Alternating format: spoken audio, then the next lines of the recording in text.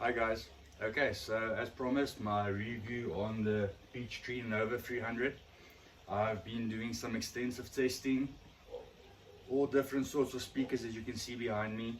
I wanted to play some music, but I don't know what YouTube is going to flag and what they won't flag. If you guys have any feedback on what I can use to play, to demonstrate some of the things, if you guys are listening with headphones, otherwise I just know they're going to flag me. So let's get to it. Bottom line, brilliant unit. For the price, I don't know what you're going to get to beat it. Everything it's got going for it. My only complaint as of the unboxing are these little plastic buttons. Pro of that is you never use those buttons. You're always going to be using the remote, and once you have it set on whatever, you sort of stick to that. I've been streaming mostly, so using the Blue Sound, running all proper integrated and speaker wires, but not excessively so. So basically running QED on interconnects from the Blue Sound to the node, from the node to I to the Peachtree, and then running QED speaker cables from the outputs to whatever speakers I've been testing. They're not overly excessive QED cables, they like your mid-range. So I always believe in something good quality, but not going to that excessive route where guys are spending the amount of speakers on cables. I've never gotten that, but anyways, maybe I'm not in that league yet.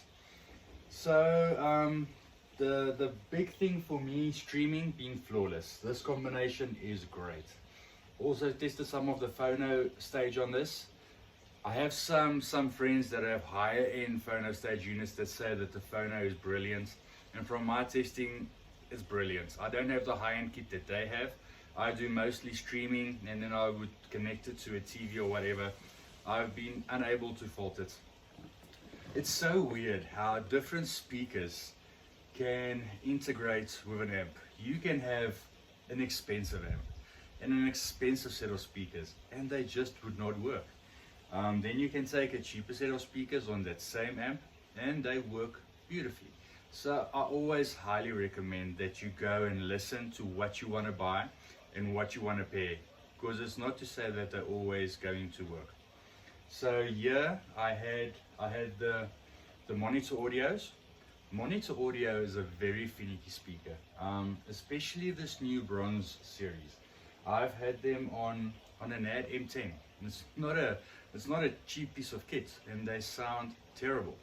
But then you switch them over to a proper Rotel power amplifier and they come alive and they have bass. I'm not going to go too much into them. I'll do a review later on exactly what they do, because they are the biggest bookshelf speaker that I have here in size. But paired to the Nova, very nice, sounds good. Then I had them on the Definitive Technology D9s. There they didn't seem too greatly. Those D9s, they're brilliant speakers, but you need to run the right amplifier on them. And I can't say that it needs to be the right power, because this has technically more power than the Rotel, but on the Rotel they sound better. But opposite is true on the monitor audios. On the monitor audios, they sound better on the Peach. Same with our local Bentleys. These are Bentley 100s, and just out of shot, I don't know if you'll see them. Oh, where are they? Down here. These are our Bentley FS250s. So these are our own locally made speakers. On the Bentleys, sublime. Honestly, it's a combo that I do not know how you're gonna beat them for the price. Just brilliant. They came alive like I've never heard before, even better than on the Rotel. The Nova has a very valve-like sound to it. It's warm, it's open, it brings out that detail, but to a point where it's not excessively so. You don't get that extreme harshness on the tweeter. It sort of tames it down, but brings out that detail. If you get what I'm saying. And then the bass is nice and warm and low down, and the mid-range has got a nice smooth thumb to it. After that, I put them on the different clipses for extreme high efficiency. I've never been a big fan of the 820s, but the 8000s, the Reference Premier, which in my opinion is going to be the speaker you want to partner this with. You don't want to do something extremely entry. So those 8000s, man, they sound sweet. Lots of people diss clips, and I understand it because they listen to the entry stuff, and those tweeters are harsh. They're not for everyone. But as soon as you go Reference Premier and you go for, they're slightly hidden behind here now, they have the titanium vented horn tweeter, and it sounds very nice. Also, the speakers are built to a different level. But now I'm going off the subject again. Back to the Nova. Remote, very nice remote. So it's got the aluminium face on it. It's a plastic remote, but it's got some weight to it, got some heft, so it feels good in the hand. Buttons are nicely laid out, volume very nicely laid out. Everything is where it needs to be. I do like the remote. In the beginning I thought, nah, it's plastic, but then as soon as you hold it, it's nice. And you have the aluminium face that does feel premium when you're going through the buttons and changing things. Going up on the volume, you'll see how they did it. The LEDs go up and the LEDs go down. Very nice. One thing I did not like when partnering it with the Blue Sound. So I like to put my volume at 50%. And then I like to do the volume on the Blue Sound on my phone while I'm streaming to go up and down, so I don't need to grab this all the time or go and bother with the dial. So every time I would switch the unit off, switching it off, switching it back on, the volume tends to reset itself to the default volume. I wish it would stay, see, so now I need to go back to 50% again to do my thing. So I wish there was an option where you could go in and say, you know, stay at last selected volume.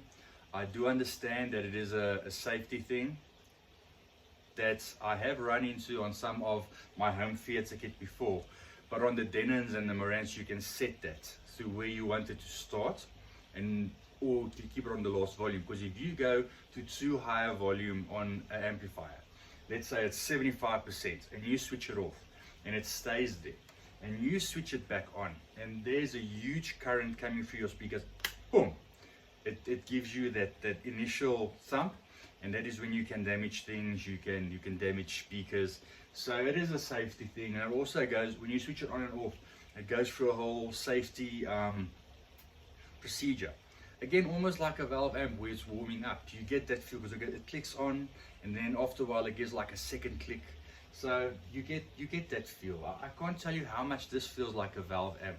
I actually mentioned to the local importers that the first time I heard this, that I keep on wanting to go look at the top and see valve shining through. So being digital and coming so close to analog, this is the future for me. They have combined those two so nicely, where you can have something digital, have it being efficient, have it being in a nice enclosed, you know, it's not overly sized, but it's doing 300 watts.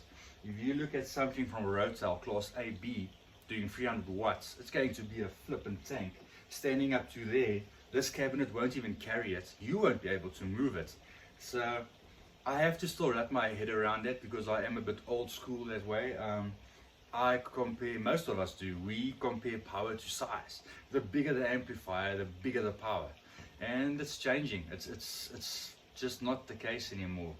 This really is a powerhouse. And if you think of something like the Marantz PM10, that actually does less power than this, but it costs like 3 times the price. So I would like to see a bench test just to compare, but I've not needed more power. There is a 500 watt Peachtree power amplifier that you can buy separate. I think I might do that eventually to test it and see what the difference between the 300 and the 500 is. So luckily this also has pre-outs. So if you want this integrated, but you want to add more power, you can. But I can't see that being necessary unless you are driving something like Bowen Wilkins 800s or 802s that are notoriously hard to drive, or some of the bigger missions, some of the bigger monitor audios, let's say golds, platinums. But then if you're going platinums, you're going to want to pair them with an amplifier of equal value. So this retails in South Africa for 64,900, and monitor platinum bookshelf starts at 100,000. So once again, I think for what you'll be using, let's say the Clips Reference Premier, you'll be using our Bentley FS250s, something not costing more than, let's say, 50k. That will be my honest thing. But for amplifier to start off with, well, if you are lucky enough to start off here, you're extremely lucky, and I would say do it. It will sort of almost be end game for you, and you won't be upgrading it ever if you do. But for us in this hobby, you know you're never done, so you start somewhere and you build your way up. This is a good place to be before it gets insane. After this things start going like the Marantz PM10, sitting just under 200,000 now for the integrated. And if you're going that far, you're going to be wanting the streamer to match. Some people want the CD player DAC to match. That's another 100k, not even more now. And then the speakers to match. So you'll end up flipping close to 500,000 so quickly, and it just gets insane. That's the price of a brand new Mercedes or BMW, and a good one at that. So good place to be. You guys saw the unboxing. I'm not going to show the back and all that stuff again. I would like to play some music. If you guys can hit me up at the bottom and let me know what can I play, where can I go to stream stuff that is not going to be flagged. What else can I say about this unit that you guys don't know? Good phono, headphones, good headphone inputs, very good. Yeah, not much to say that's wrong about this unit except for those front buttons. If they can change that to an aluminium button, there will be absolutely no place to fault this. From the finish to the build, everybody that walks in and just sees it asks me, what is this? They look at it, they go around. It's one of those pieces where it just needs to sit there and it looks amazing. What I would still like to partner this with, I've got a set of monitor studios that I still want to demo on this. But what I would like to do on this is monitor audio gold in the ebony finish. That is almost the same finish. I think that set of bookshelves sitting on your rack, or two floor standers standing next to this, will just look, oh man, so absolutely stunning. So I've had a set in for demo before, but they weren't mine, so I had to give them back. Maybe I can swing it again so we can get them back here, set them up properly on a nice set of stands with this, and have like a medium to high type of setup. But yeah, if you guys want to see more videos like this, like, subscribe. And then if you want to see different partnerings with this to hear what they sound like, if they do work, because like I said, I've had speakers that you connect to different amps that it's not that they don't work, but it's not an ideal combo, and it's not always the combos you would think. I can take this amp and put them on speakers you might think are great, and they will just not be. And then sometimes you can put that same speaker and put it on a lesser amp, and it works brilliantly. So if you guys want to hear different pairings, and if you can give me music that I can play, then I can set the mic up nice and center and record some stuff for you so you guys can hear. Okay, that's it from me guys. Till later. Cheers. Bye.